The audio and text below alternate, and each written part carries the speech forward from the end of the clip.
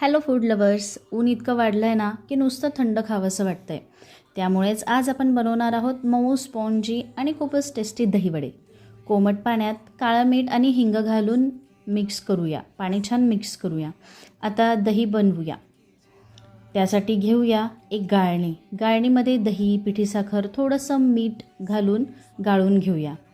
आता 4-5 तास भिजवून घेतलेली उडीद डाळ थोडं पाणी घालून मिक्सरमध्ये बारीक वाटून घेऊ. त्यात मीठ घालून बॅटर छान फेटून घेऊ. त्यामुळे वडे मऊ होतात. कढईमध्ये तेल गरम करून छोटे छोटे वडे गोल्डन होईपर्यंत तळून घेऊ. तळलेले वडे कोमट पाण्यात 5 मिनिटं भिजवून ठेवू. नंतर हलक्या हाताने दाबून घेऊ. एका प्लेटमध्ये वडे घेऊ. त्यावरती गोड दही घालू, हिरवी चटणी घालू आणि थोडीशी गोड चटणी घालू.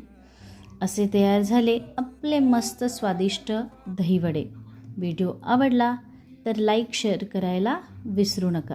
चला तर मग तुम्ही पण बघत काय बसलात, ट्राय करा. बाय.